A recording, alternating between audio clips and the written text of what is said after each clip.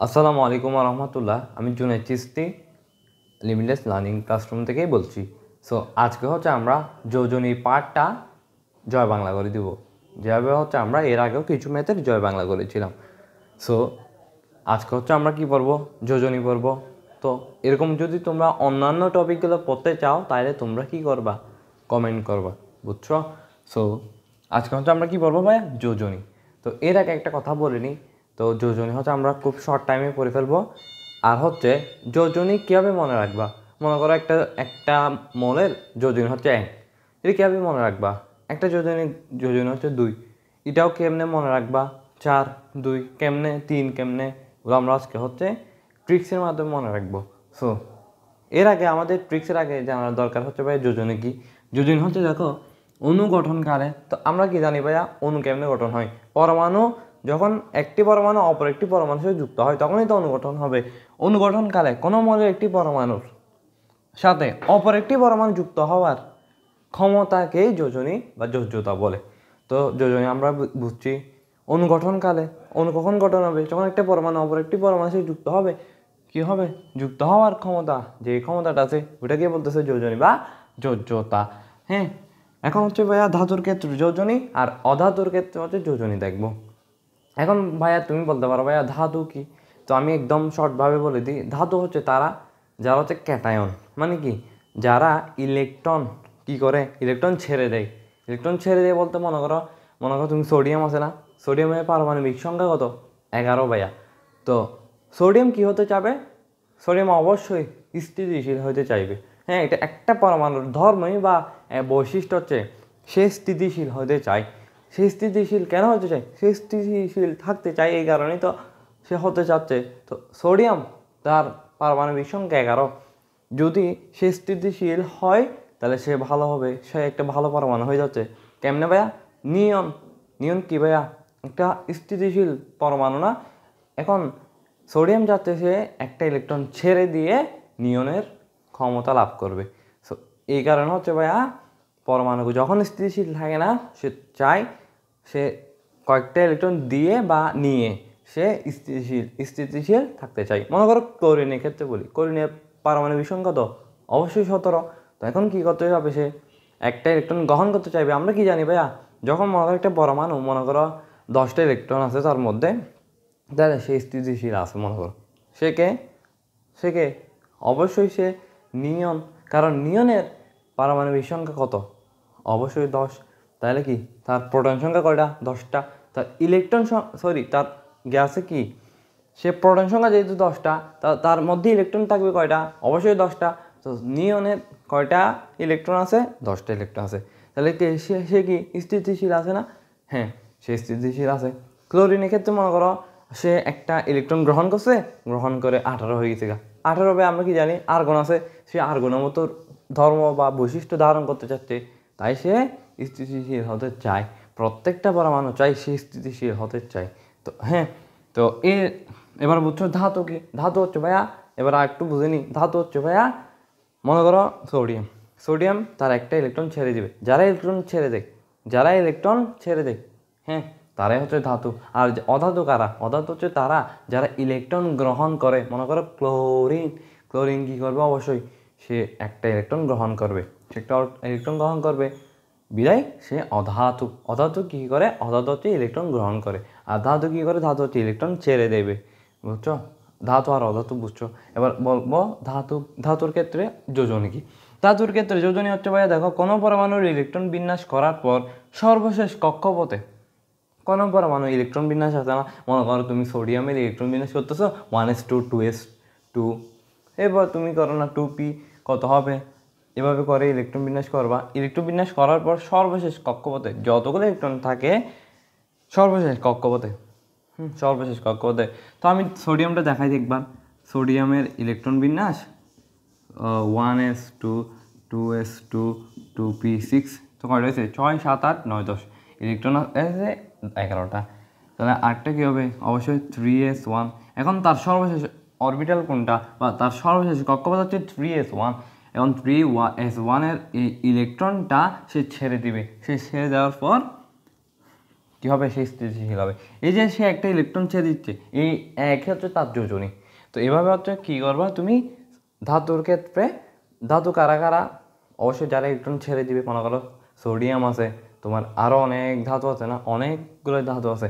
তো এরা কী করবে ভাইয়া, মনে করো ম্যাগনেশিয়াম আছে না, ম্যাগনেশিয়াম কত 12, এই কী করবে দুইটা ইলেকট্রন ছেড়ে দিবে। ম্যাগনেশিয়ামের ক্ষেত্রে এটা কী হবে দেখো, ম্যাগনেশিয়ামের ক্ষেত্রে দেখো ম্যাগনেশিয়াম কত 12, এদিক দিয়ে হচ্ছে 2, জাস্ট এই দুইটা ইলেকট্রন সে ছেড়ে দিবে, সে নিয়নের ধর্ম বৈশিষ্ট্যটা লাভ করবে। তো সে এই কারণে ইলেকট্রনটা ছেড়ে দেয় স্থিতিশীল থাকার জন্য। হ্যাঁ, তো কোনো পরমাণু ইলেকট্রন বিন্যাস করার পর সর্বশেষ কক্ষপথ কোনটা 3s1, এটা যখন তোমরা এইচএসসিতে যাবে তখন আরও ডিটেলস পড়বা। তো আপাতত বুঝছো তো যে সর্বশেষ অরবিটাল কোনটা বা কক্ষপথ এইটা না 3s1, এটা হচ্ছে তার সর্বশেষ শক্তি স্তর বা কক্ষপথ। এই শক্তি স্তর থেকে যে ইলেকট্রনটা সে ছেড়ে দিচ্ছে, হ্যাঁ, ওইটা হচ্ছে তার যোজনী। এখানে একটা ছেড়ে দিচ্ছে তাই তার যোজনী একটা। যখন দুইটা ছেড়ে দেবে তখন দুইটা, যখন তিনটা ছেড়ে দেবে তখন তার তিনটা, যখন চারটা ছেড়ে দিবে তার যোজনী চারটা, এরকম আর কি, বুঝছো? তো ধাতু ক্ষেত্রে হচ্ছে এরকম। আর অধাতু কি, অধাতু দেখো কোনো পরমাণু ইলেকট্রন বিন্যাস করার পর সর্বশেষ কক্ষপথে যতগুলো বিজোড় ইলেকট্রন থাকে সেটি তার যোজনী নির্দেশ করে। তো এবার হচ্ছে আমরা দেখো এতক্ষণ আমরা উদাহরণ দিয়েছিলাম না ক্লোরিন 17, তো ক্লোরিন 17 এর ইলেকট্রন বিন্যাস করলে পাই হচ্ছে 1s2 2s2 3p6 3s2, কয়টা হয়েছে 10টা হয়েছে না, 6 7 8 9 10 11 12, সরি 12টা হয়েছে। আমার আর কয়টা লাগে 5টা না, হ্যাঁ 5টা, 7 12 কত 17 আর কি। তো SSPSP 3, সরি হ্যাঁ এস এই কি দেখছি, হ্যাঁ ঠিক আছে। তো 3p কয় না 5, কী রে, হ্যাঁ 5টা, দেখো হয়েছে না, দেখো 5 6 7 8 9 10 11, 11 সাথে 6 যোগ করলে 17। তো আমার কি ভাইয়া, এটা হচ্ছে L, বুঝছো? এই ক্লোরিনের ইলেকট্রন কয়টা লিখছি 17টা। এখন দেখো অবশ্যই সেই ইলেকট্রন গ্রহণ করবে, 5টা ছাড়া মুশকিল নাকি 5টা গ্রহণ, সরি আর 3টা আর একটা নিয়ে। তো এখানে কয়টা মোট দেখো অরবিটাল হচ্ছে এইটা 3s 3b, এই দুটো যোগ করলে কত দেখো 5 6 7, 7টা, আর একটা লাগবে না স্থিতিশীল হওয়ার জন্য 8টা। আর একটা নেওয়া কি সহজ নাকি 5টা দেখো 7টা ছেড়ে দেওয়া বা 5টা ছেড়ে দেওয়া সহজ? অবশ্যই একটা নিয়ে নেওয়া সহজ। তো একটা নিলে মনে করো সে কী হয়ে যাবে গা, আর্গন হয়ে যাবে গা, আর্গনের রূপ ধারণ করবে। তো আর্গনের রূপ ধারণ করলে কি হবে, তার স্থিতিশীল হবে। এখানে দেখো সে যেহেতু একটা ইলেকট্রন গ্রহণ করবে, সে একটা ইলেকট্রন গ্রহণ করবে, মনে করো সে সোডিয়ামের থেকে একটা ইলেকট্রন গ্রহণ করবে। সোডিয়াম মনে করো একটা ইলেকট্রন ছাড়তেছে, সে ক্লোরিন কী গেলো সেটা গ্রহণ করলো। তো তোমরা এরকম দেখছো না NaCl, তো Na+Cl-, Na একটা ছাড়ছে, Cl একটা গ্রহণ করছে।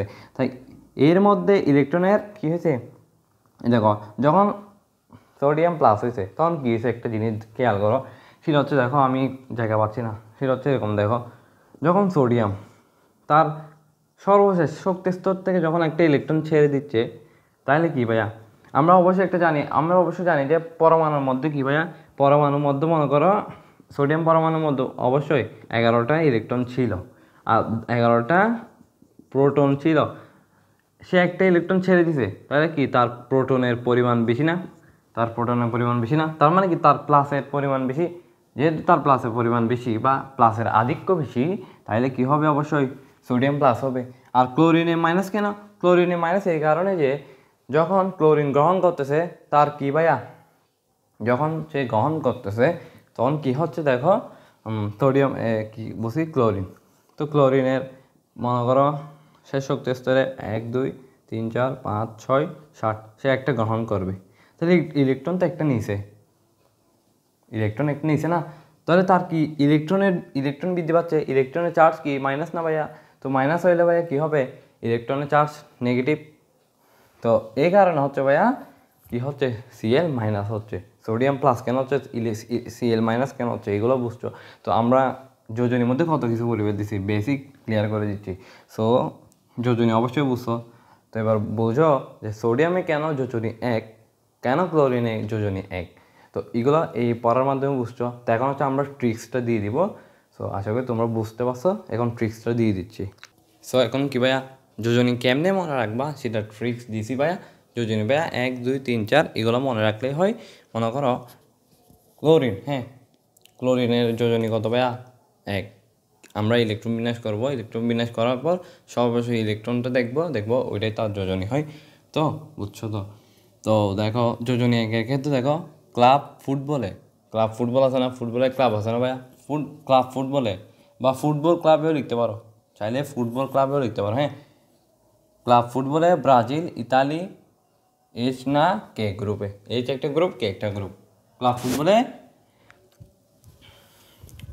সো এখন হচ্ছে আমরা কি দেখবো ভাইয়া, এখন হচ্ছে আমরা দেখবো যোজনীর 4টা ট্রিক্স, মানে চারটা মনে রাখতে হয় আর কি। মানে যোজনী 1 আছে, যোজনী 2 আছে, যোজনী 3 আছে, যোজনী 4 আছে, এর পরেও আছে, আমাদের এগুলো দরকার নেই। আমাদের দরকার হচ্ছে ভাইয়া যোজনী 4টা এগুলো। তো ক্লাব ফুটবলে ব্রাজিল, ইতালি, এইচ না কে গ্রুপে।